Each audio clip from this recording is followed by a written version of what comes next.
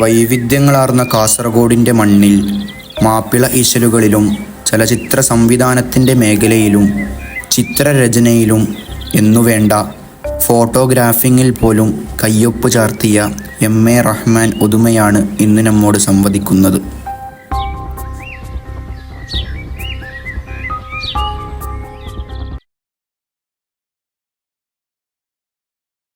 മാപ്പിള ഈശലിൻ്റെ കാവ്യം തീർത്ത മുഗളിൻ്റെ മണ്ണിൽ സ്ഥിതി ചെയ്യുന്ന ഇമാം ഷാഫി ഇസ്ലാമിക് അക്കാദമിയുടെ പ്രതിനിധികളായി വന്ന നമ്മോട് അറബി മലയാള സാഹിത്യത്തെക്കുറിച്ചും മാപ്പിളപ്പാട്ടിനെക്കുറിച്ചും താങ്കൾക്ക് എന്താണ് പറയാനുള്ളത്?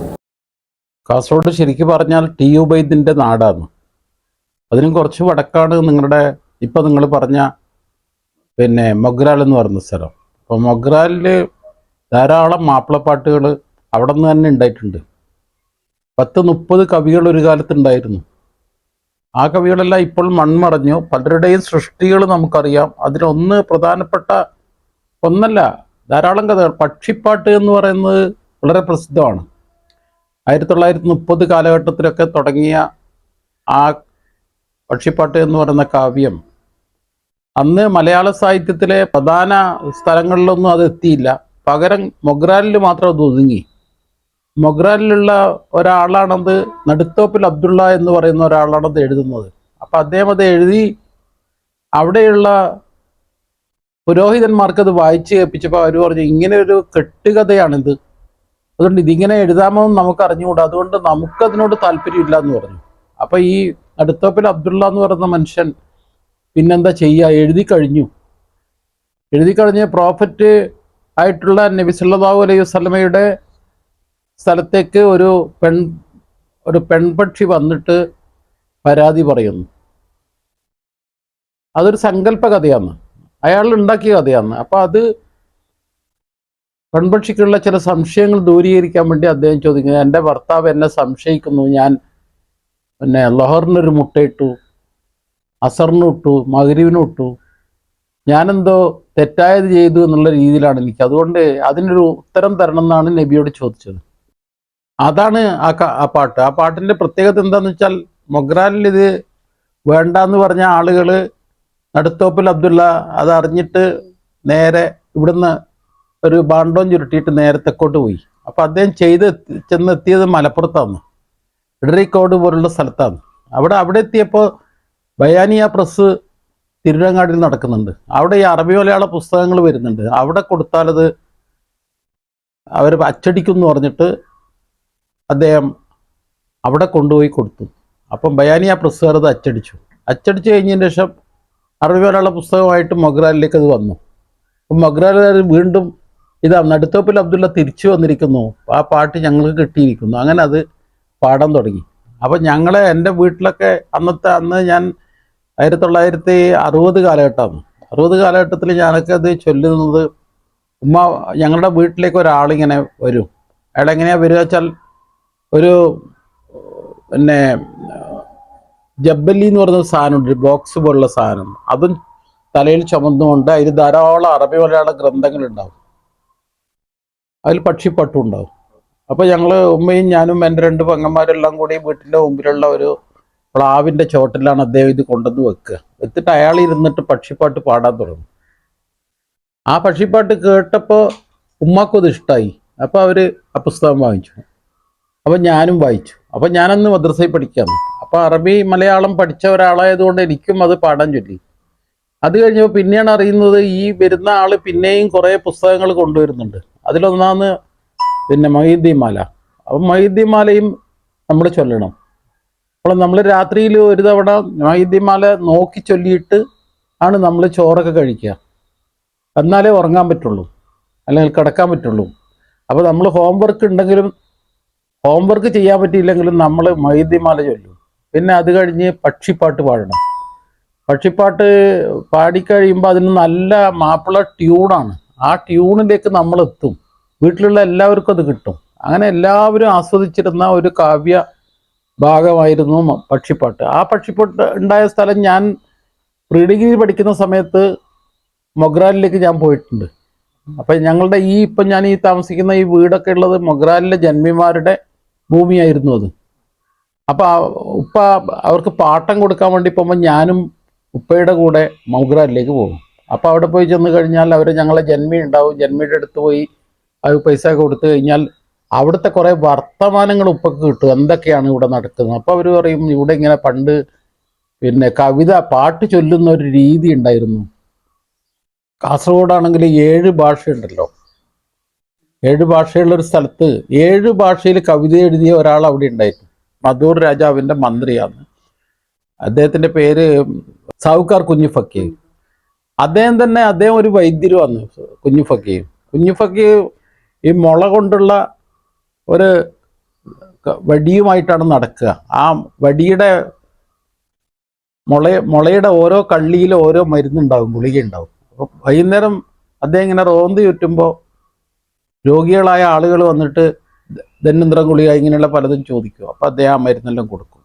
അപ്പോൾ ചികിത്സയും അതേപോലെ സ്ഥലത്തെ ഒരു മന്ത്രി പോലെയുള്ള ആളും അത് ഹിന്ദു രാജാവിൻ്റെ കീഴിലുള്ള ഒരു മുസ്ലിം മന്ത്രിയാണ്. അപ്പം അങ്ങനെയുള്ള അധികാരം ഉണ്ടായിരുന്ന അദ്ദേഹത്തിൻ്റെ അദ്ദേഹത്തിൻ്റെ കൊട്ടിൽ ഒരു മാപ്പിളപ്പാട്ട് സദസ്സ് ഉണ്ടായിരുന്നു.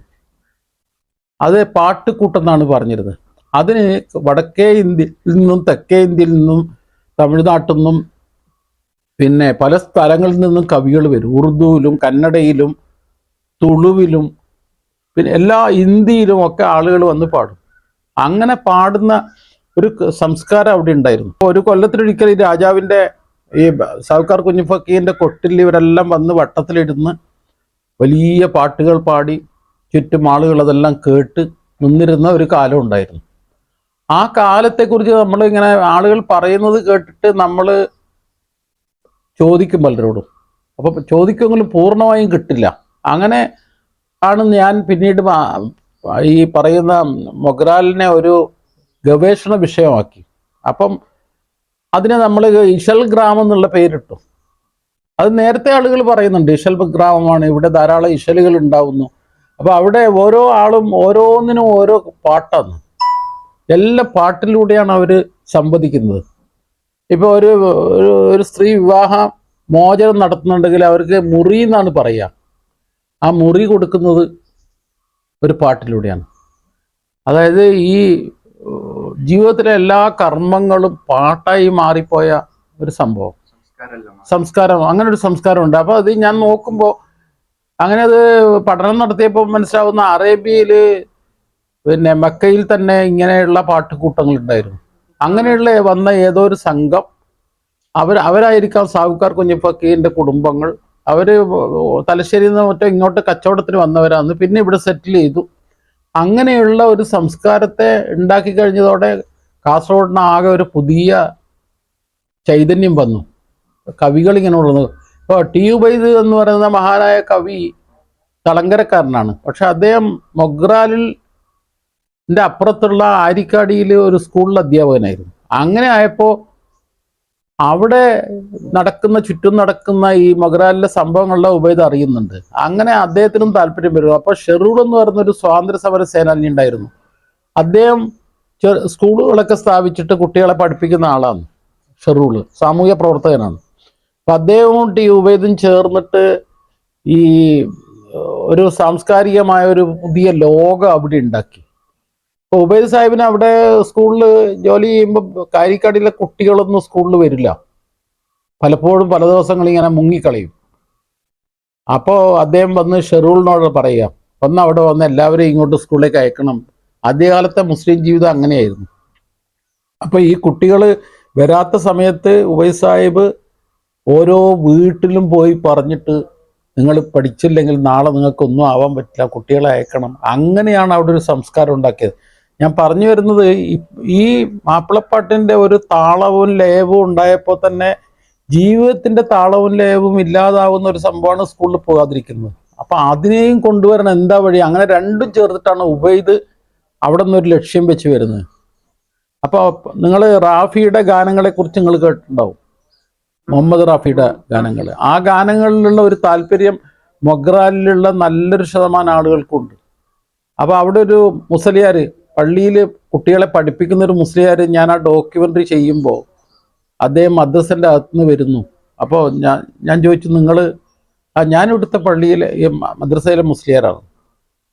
നിങ്ങളെ മാപ്പിളപ്പാട്ടിൽ എന്തെങ്കിലും ഉണ്ടോ? ആ, ഞാൻ എഴുതാറുണ്ട് മാപ്പിളപ്പാട്ടിൽ, അറബിയിലാണ് എഴുതുക എന്നാണ് അയാൾ പറയുന്നത്. നിങ്ങളൊന്ന് ആലോചിച്ച് നോക്കൂ.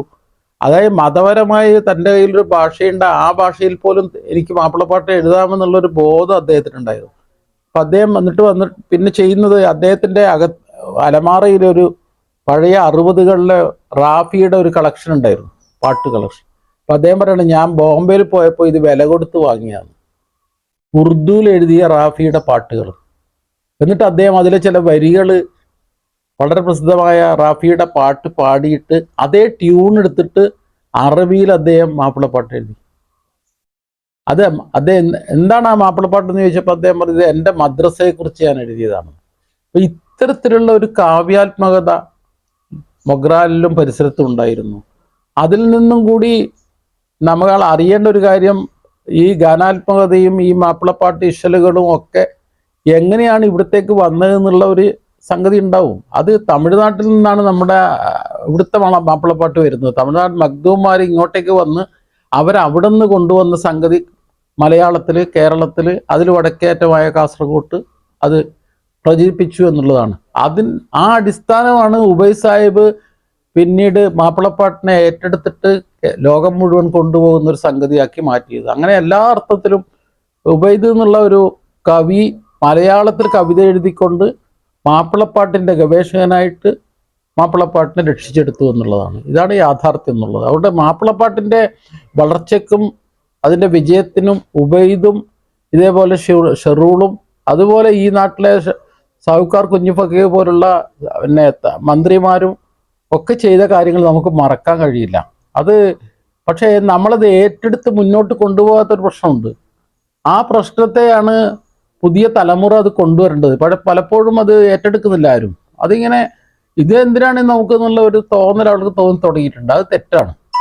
കാരണം ഉബൈദ് മലയാളത്തിൽ കവിത എഴുതുമ്പോൾ വള്ളത്തോൾ എന്ന കവിയുടെ രീതിയും അദ്ദേഹത്തിൻ്റെ ശൈലിയൊക്കെ ഉപയോഗിക്കുന്നുണ്ട്. പക്ഷെ ഉബൈദിൻ്റെ ഉള്ളിലെ ആളെന്ന് പറയുന്നത് മാപ്പിളപ്പാട്ടാണ്. തളങ്കരയെ കേന്ദ്രീകരിച്ചുകൊണ്ട് മാപ്പിളപ്പാട്ടിൻ്റെ ഒരു പുതിയ സംസ്കാരം അദ്ദേഹം ഉണ്ടാക്കി. അവിടെ മൊയ്സുൽ ഇസ്ലാം എന്നുള്ളൊരു വിദ്യാഭ്യാസ സ്ഥാപനമുണ്ട്. ഇപ്പോഴും ആ കെട്ടിടം കാണാം.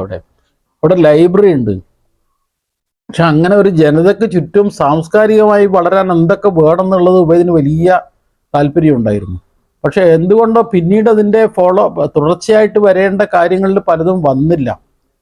അപ്പം അത് വരണമെങ്കിൽ അവിടെ നിന്നുള്ള യുവാക്കളും ചെറുപ്പക്കാരും അതുപോലെ വിദ്യാർത്ഥികളും ഈ രംഗത്തേക്ക് വരണം. ഇപ്പം മൊഗ്രാലിൽ തന്നെ ഞാൻ പറഞ്ഞല്ലോ, സൗക്കാർ കുഞ്ഞു ഫക്കീർ അല്ലാത്ത വേറെയും ധാരാളം കവികളുണ്ട്.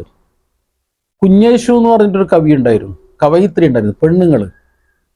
ആ കുഞ്ഞേശുവിൻ്റെ ചില മാപ്പിളപ്പാട്ടുകളിലെ ചില വരികൾ അടുത്ത കാലത്ത് പോലും ഞാനിങ്ങനെ പി ഭാസ്കറിൻ്റെ സിനിമാ ഗാനങ്ങളിൽ കുഞ്ഞേശുവിൻ്റെ ശീലുകൾ ഉപയോഗിച്ചിട്ട് അതേ താളത്തിൽ സിനിമാ ഗാനം എഴുതിയതായിട്ട് ഞാൻ വായിച്ചു.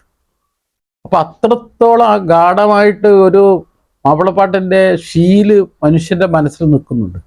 പക്ഷേ മാപ്പിളപ്പാട്ടിൻ്റെ ഒറിജിൻ അല്ലെങ്കിൽ അതിൻ്റെ ആരംഭം ഉള്ള സ്ഥലത്ത് അത് എങ്ങനെ ഉണ്ട് എന്ന് ചോദിച്ചു കഴിഞ്ഞാൽ നമ്മളെ ചുറ്റും ഉണ്ടോ? ഇതാണ് നമ്മൾ നോക്കേണ്ടത്. നമ്മുടെ കുട്ടികൾ പിന്നെ പദ്യം പഠിക്കുന്നു. പക്ഷെ മോയിൻകുട്ടി വൈദ്യരുടെ കൃതികൾ നോക്കിയാൽ വളരെ പ്രസിദ്ധമായ കാവ്യാത്മകതയുള്ള മാപ്പിളപ്പാട്ടുകളാണ്. പക്ഷേ നമ്മൾ എത്ര ആളുകൾ, നമ്മുടെ ആളുകൾക്ക് അറിയാം? വളരെ കുറച്ച് പേർക്ക് അറിയുള്ളൂ.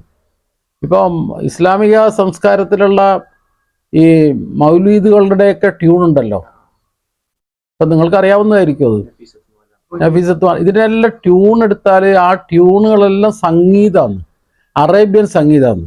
ആ സംഗീതത്തിൻ്റെ ശൈലിയാണ് മൗലൂദുകളിൽ നമ്മൾ നബിയുടെ പിന്നെ അവദാനമായിട്ട് പാടുന്ന ബൈത്തുകൾ. ആ ബൈത്തുകളുടെ ശൈലി എന്ന് പറയുന്നത് അറേബ്യൻ താളക്കെട്ടാണ്. ആ താളക്കെട്ടിനെ ഇങ്ങോട്ടേക്ക് കൊണ്ടുവന്ന് നമ്മളത് സ്വീകരിച്ചു. ആ സ്വീകരിച്ച സൗക്കാർ കുഞ്ഞുഫക്കീറാണ് കാസർഗോട്ടെ 7 ഭാഷകളിൽ കവിത എഴുതുന്നത്. ഓഹൂലെ ഓഹൂലെ ഇർഹം എങ്കള് വേലയിലെ എന്നൊക്കെ പറഞ്ഞ് തുളുവിൽ തുടങ്ങുന്നു. ഇർഹം എന്ന് പറയുന്നത് ചിലപ്പോൾ അറബി വാക്കായിരിക്കും. അപ്പം 7 ഭാഷയിൽ ഒരാൾക്കൊരു കവിത എഴുതുക, അതെങ്ങനെ? നാട്ടിപ്പണിയെടുക്കുന്ന പെണ്ണുങ്ങൾ നാട്ടിപ്പണി എടുത്തുകൊണ്ടിരിക്കുകയാണ്. ആ സമയത്ത് സൗക്കാർ കുഞ്ഞു ഫക്കീർ ഒരു വടിയും പിടിച്ച് ഇങ്ങനെ നിൽക്കുന്നു. എന്നിട്ട് അത് കണ്ടപ്പോൾ പെട്ടെന്ന് അദ്ദേഹത്തിന് കവിത വന്നു. നിമിഷ കവി എന്നാ പറയുന്നത്. ഓഹൂലെ. അപ്പൊ ഓഹൂലേക്ക് പകരമായി അവർ പാടുന്ന എന്താ? ഓബേലെ ഓബേലെ എന്നാണ്. എത്ര പെട്ടെന്നാണ് കവി ഉണ്ടാവുന്നത്. അങ്ങനെയുള്ള ഒരു സ്ഥലത്ത് ഇപ്പൊ കവി ഉണ്ടോ എന്ന് നമ്മൾ നോക്കിയാൽ മതി. ഇപ്പൊ നമ്മുടെ അടുത്ത തലമുറ എന്ത് ചെയ്യുന്നു എന്നുള്ളതാണ് ഇന്ന് നമ്മൾ നോക്കേണ്ടത്. ഇന്നില്ല. ഇന്ന് അതും അടങ്ങിപ്പോയി. ഗവൺമെന്റ് തന്നെ ഒരു പൈതൃക സംഭവം അവിടെ ഉണ്ടാക്കി മൊഗ്രാലിൽ. ഇപ്പൊ അതില്ല അവിടെ. അത് മോയിൻകുട്ടി വൈദ്യുത സ്മാരകത്തിന്റെ ഭാഗമായിട്ട് ഇവിടെ ഇട്ടിരുന്നു. പിന്നെ അത് ഇപ്പൊ അത് തുറക്കാറേയില്ല. അപ്പൊ ഞാൻ പറയുന്നതല്ല, നമ്മുടെ ജീവിതത്തിലുള്ളതാണ് മാപ്പിളപ്പാട്ട്. നമ്മുടെ കല്യാണത്തിന് അത് വേണം. നമ്മുടെ പല കുട്ടികളുടെ തൊട്ടിൽ കെട്ടുന്നതിന് എത്ര അഴുതാമര താരാട്ട് കെട്ടിട്ടുണ്ടോ നിങ്ങൾ? ഒരു മമ്മൂഞ്ഞി മൗലവി എഴുതിയ, അദ്ദേഹം കോട്ടിക്കുളക്കാരനായിരുന്നു, ഇവിടെ നിന്ന് അങ്ങോട്ടേക്ക് പോയവരാ. അപ്പൊ അദ്ദേഹം എഴുതിയ അഴുതാമര താരാട്ട് എന്ന് പറഞ്ഞ് കുട്ടികളെ തൊട്ടിൽ കെട്ടി പിന്നെ താലോലം പാടുമ്പോൾ തെളിഞ്ഞ അഴുതാമരത്തിൽ മറിന്തോളെ എന്ന് പറഞ്ഞിട്ടൊരു വരികളാണ് അതിന്റെ തുടക്കം. അത് വന്നപ്പോഴാണ് ഇവിടെ ഒരാൾക്ക് തോന്നിയത് അഴുതാമര താരാട്ട് ഉണ്ടാക്കാമെന്ന് പറഞ്ഞിട്ട്. അതായത് മാപ്പിളപ്പാട്ടിലുള്ള ആളുകൾക്ക് ഞങ്ങൾക്കും വേണം അങ്ങനെ ഒരെണ്ണം. അങ്ങനെ ഇവിടുന്ന് തന്നെ ഒരെണ്ണം ഉണ്ടാക്കി. അതാണ് അഴുതാമര താരാട്ട്. അത് നിങ്ങൾ ഇരിക്കുന്ന ഇതിപ്പോ ഉദുമയാണ്. ഇവിടുന്ന് 1 കിലോമീറ്റർ പോയ കോട്ടിക്കുളത്തുള്ള ഒരു മമ്മൂഞ്ഞി മൗലവി, അദ്ദേഹം മൊഗ്രാലിലേക്ക് പോയി അവിടെ നിന്നൊരു കവിത എഴുതി. അതാണ് അഴുതാമര താരാട്ട്. അപ്പൊ ഇങ്ങനെയൊക്കെയുള്ള പാരമ്പര്യം ഉണ്ടായിട്ടും ഇന്ന് നമ്മുടെ കുട്ടികൾക്ക് എത്ര പേർക്ക് ഇതെല്ലാം അറിയാമെന്നുള്ളത് വലിയ ദുരന്തമാണ്.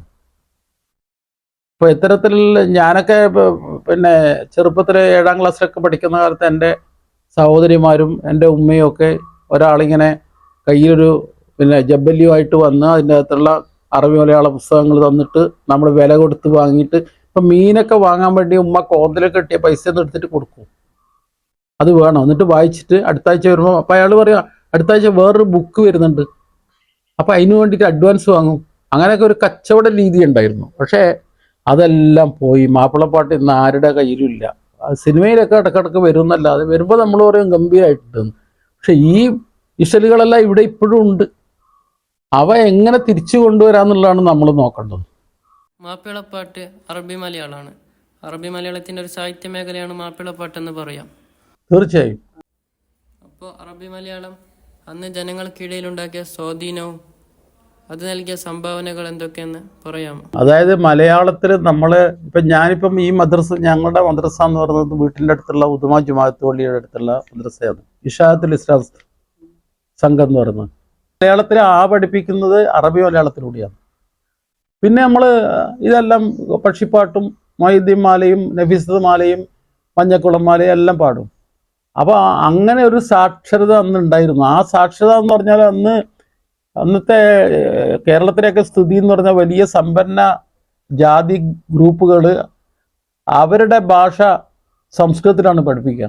അപ്പം അല്ലാത്തവരൊന്നും ഇത് പഠിക്കരുത് എന്നുള്ളൊരു ഇതുണ്ടായിരുന്നു. അപ്പം മുസ്ലിങ്ങൾ എന്ത് ചെയ്തു? അത് വേണ്ട, പകരം നമ്മളൊരു ഭാഷ ഉണ്ടാക്കാം. അങ്ങനെയാണ് അറബി മലയാളം വരുന്നത്. അറബി മലയാളം വന്നതുകൊണ്ട് അറബിയിലുള്ള ഇപ്പം ബദർ, ഉഹദ് ധാരാളം കൃതികളുണ്ടായല്ലോ. ബദർ യുദ്ധവും ഉഹദ് കിസ്സപ്പാട്ടുകളും ഇതെല്ലാം വരുന്നെന്തിനാ? നിങ്ങൾക്കൊരു ഊർജം നൽകാനാണ്. നമ്മളെങ്ങനെ ജീവിക്കണം, നമ്മളെങ്ങനെ മുന്നോട്ട് പോകണം, അങ്ങനെ ഒരു സംസ്കാരം ഉണ്ടാക്കണം എന്നതിനൊക്കെ ബദറും ഉഹദും അതുപോലെയുള്ള പ്രസിദ്ധമായ ഇസ്ലാമിക യുദ്ധങ്ങളും അതുപോലെയുള്ള സംസ്കാരത്തിലെ മറ്റ് സംഗതികളും പല അറബിക്കഥകളുടെ വാള്യം 1896 മുമ്പ് തന്നെ വന്നിട്ടുണ്ട് അറബി മലയാളത്തിൽ. മലയാളത്തിൽ വന്നത് 1896 അറബി മലയാളത്തിൽ അതിന് 40-50 കൊല്ലം മുമ്പ് വന്നിരുന്നു. പക്ഷെ ഈ 40-50 കൊല്ലം ഇങ്ങനെ ഉണ്ടാകുമ്പോൾ നമ്മളെല്ലാം അത് അറബി കഥകളിലെ കഥാപാത്രങ്ങളെ നമ്മളെ ദർസുകളിലൊക്കെ അധ്യാപകർ പറഞ്ഞു കൊടുക്കും. അറബി കഥ എന്ന് പറഞ്ഞാൽ അങ്ങനെ ഒരു പ്രത്യേക ജാതിപരമായിട്ടുള്ള കഥയല്ല. അത് ഒരു കഥ പറയുന്നതിൻ്റെ ഒരു മാതൃക പറയുന്ന ഒരു രീതിയാണ്. അതേ സംഗതിയാണ് ഈ ഇശലുകൾ എന്ന് പറയുന്നത്. അറേബ്യൻ ജീവിതത്തിലുള്ള ഇശലുകളെ ഇങ്ങോട്ടേക്ക് കൊണ്ടുവന്നിട്ട് അതേപോലെയുള്ള കവിതകൾ ഇവിടെ നിന്ന് ഉണ്ടാക്കുക. അതാണ് മാപ്പിളപ്പാട്ട് എന്ന് പറയുന്നത്. അപ്പം ഞാൻ പറഞ്ഞു വന്നത്, ഇവിടെ ഉണ്ടായിരുന്ന ജാതീയതയും ഇതൊക്കെ അകറ്റി നിർത്താനുള്ള ഒരു മാർഗം കൂടിയായിരുന്നു അറബി മലയാളം. എല്ലാവർക്കും പഠിക്കാം. അറബി മലയാളത്തിൽ പഞ്ചാംഗം വരെ ഉണ്ടായിട്ടുണ്ടല്ലോ. അറബി പഞ്ചാംഗം ഉണ്ടായിട്ടുണ്ട്. ഈ അടുത്ത കാലത്ത് അങ്ങനത്തെ ഒരു കൃതി കണ്ടെത്തിയിട്ടുണ്ട്. അപ്പം ഞാൻ പറഞ്ഞ കാര്യം എന്താ വെച്ചാൽ ഇതിലൊരു മതേതരമായ സ്വഭാവം ഉണ്ടായിരുന്നു. ഒരു മതപരമായ സംഗതി മാത്രമല്ല അറബി മലയാളം. അത് എല്ലാവർക്കും പഠിക്കാം. അക്ഷരം പഠിച്ചു കഴിഞ്ഞാൽ പിന്നെ അത് വായിക്കാം. പിന്നെ വായിക്കുന്നതിന് ധാരാളം പുസ്തകമുണ്ട്. 1000-ലധികം കൃതികൾ പ്രിന്റ് ചെയ്തിരുന്നു. ഇപ്പം മൊഗ്രാലിലൊരു അച്ചുകൂടുണ്ടായിരുന്നു. നിങ്ങൾ എപ്പോഴെങ്കിലും കേട്ടിട്ടുണ്ടോ? മൊഗ്രാലിലൊരു പ്രിന്റിംഗ് മെഷീൻ ഉണ്ടായിരുന്നു. അതിലുണ്ടായ ഒരു പുസ്തകത്തിൻ്റെ പേരാണ് വൈദ്യജ്ഞാനം എന്നുള്ളൊരു പുസ്തകം. അത് നമ്മുടെ ഇവിടെയുള്ള ഒരു വൈദ്യർ, അദ്ദേഹം പിന്നെ നമ്മുടെ സാമൂതിരി കോഴിക്കോട് നിന്ന് നമ്മുടെ കാസർഗോട്ടെ രാജാവിന് അയച്ചു കൊടുത്തതാണ്. ഒരാൾക്ക് സുഖമില്ലാഞ്ഞിട്ട് അയാൾ വന്ന് ആ കുടുംബത്തിലെ രോഗം മാറ്റിക്കഴിഞ്ഞപ്പോൾ അതേ രാജാവ് പറഞ്ഞു, നിങ്ങൾക്ക് ഇവിടെ സ്ഥലം തരാം, ഇനാം തരാം, നിങ്ങൾ ഇവിടെ താമസിക്കണം, എന്നിട്ട് ചികിത്സിക്കണം. അങ്ങനെ പിന്നെ ആ കവി അവിടെ താമസിച്ച് മൊഗ്രാലിൻ്റെ തൊട്ടപ്പുറത്ത് പട്ലത്ത് കുഞ്ഞിമായൻകുട്ടി വൈദ്യർ ഇവിടെ വന്ന് എല്ലാവരും ചികിത്സിക്കാൻ തുടങ്ങിയപ്പോൾ എല്ലാവരും കൂടി നമുക്കിതെല്ലാം കൂടി ഒരു ബുക്കാക്കണം എന്ന് പറഞ്ഞു. അപ്പം കുഞ്ഞിമാൻകുട്ടി വൈദ്യരുടെ തറവാട്ടിൽ മജ്ലിസ് ഉണ്ട്. അപ്പോൾ അദ്ദേഹം ഓരോന്ന് പറഞ്ഞു കൊടുക്കും, ഓരോരുത്തരും വന്ന് ചോദിക്കും എന്താണ്. അപ്പോൾ ഒരാൾ പറയും, എൻ്റെ നാട്ടിലൊരു പനി വന്നൊരു കുട്ടി ഉണ്ടായിരുന്നു, ആ കുട്ടിക്ക് ഞാൻ നിങ്ങൾ പറഞ്ഞ് ഇന്ന ഗുളിക കൊടുത്തു, ഇന്ന ഇല പറിച്ചു കൊടുത്തു. അപ്പം അദ്ദേഹം അത് അവിടെ എഴുതി വെച്ചു. എങ്ങനെയാണ് ഇതിന് പനി മാറിയത് എങ്ങനെ? 3 ദിവസം കഴിച്ചപ്പോൾ അത് പോയി. അപ്പോൾ അത് ഉദാഹരണമായിട്ട് എടുത്തിട്ട് അതിനെ പറ്റിയിട്ടൊരു സംഗതി അദ്ദേഹം എഴുതി. പ്രസിദ്ധമായ ആയുർവേദ പുസ്തകം ഉണ്ടായിരുന്നു.